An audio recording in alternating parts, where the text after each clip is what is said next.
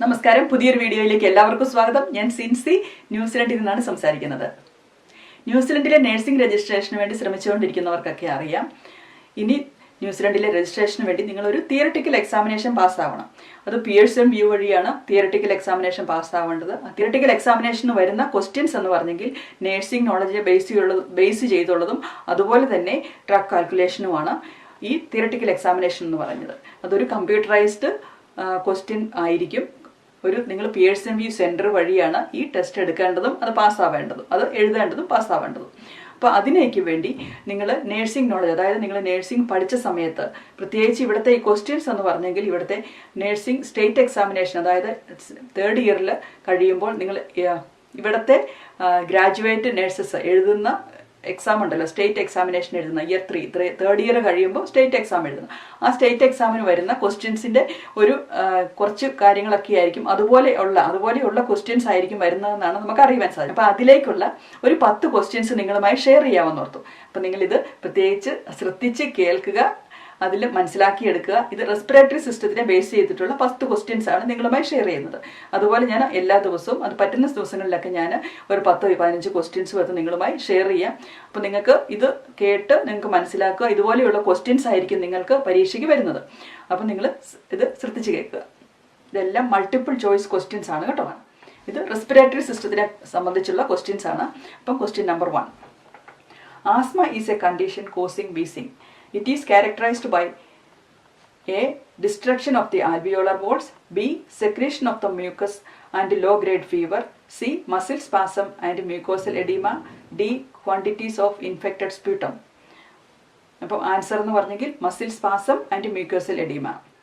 അപ്പോൾ question number 2. For a patient with chronic bronchitis, the nurse would expect to see major clinical symptoms of select one. A. Chest pain during respiration, B.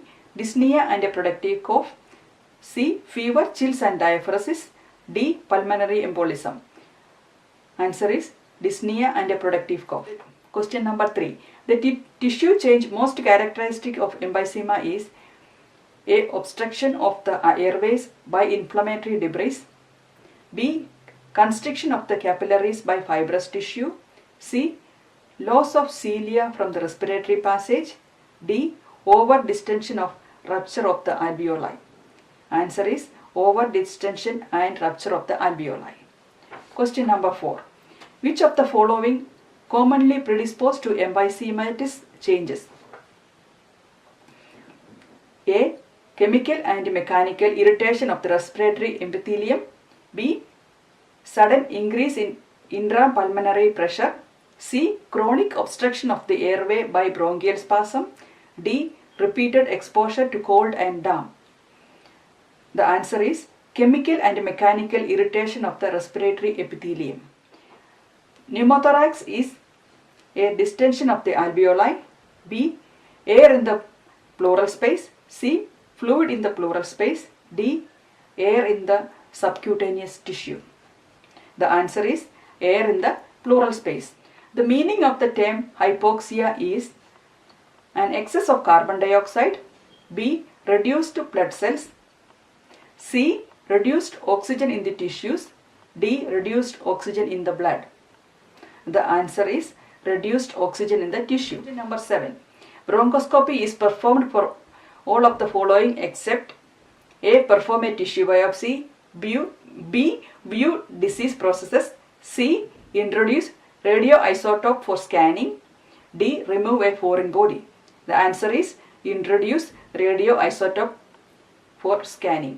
Question number 8. Damaged tissue in pulmonary emphysema principally occurs in the A. Alveoli, B. Bronchi. The answer is alveoli. Giving high concentration of oxygen to a patient with chronic bronchitis and emphysema may cause A. Cardiac arrest, B. Tachycardia, C. Respiratory arrest, D. Further lung damage. The answer is C. Respiratory arrest. Question number 10. Carefully monitored administration of oxygen to a patient with chronic bronchitis and emphysema who can tolerate only low concentrations of oxygen because A. His respiratory drive depends on high PCO2 levels in the blood, B. Too much pressure could cause a pneumothorax. C. This respiratory drive depends on the low PO2 levels. D. Gaseous exchange is decreased through lung damage. The answer is his respiratory drive depends on the low PO2 levels. അപ്പം ഞാൻ 10 questions ആണ് നിങ്ങളുമായി share ചെയ്തിരിക്കുന്നത്. അല്ലെ ഇനിയും നീണ്ടുപോകും ഇങ്ങനെ എല്ലാം പറഞ്ഞിട്ടുണ്ടെങ്കിൽ. ഞാൻ കുറച്ച് ക്വസ്റ്റ്യൻസും കൂടെ ഇതിൻ്റെ ഡിസ്ക്രിപ്ഷൻ ബോക്സിൽ ഇട്ടിരിക്കാം. അപ്പം നിങ്ങൾക്കത് ചെക്ക് ചെയ്ത് നോക്കാവുന്നതാണ്. അപ്പം നന്ദി, നമസ്കാരം. Thank you very much. Bye. All the best.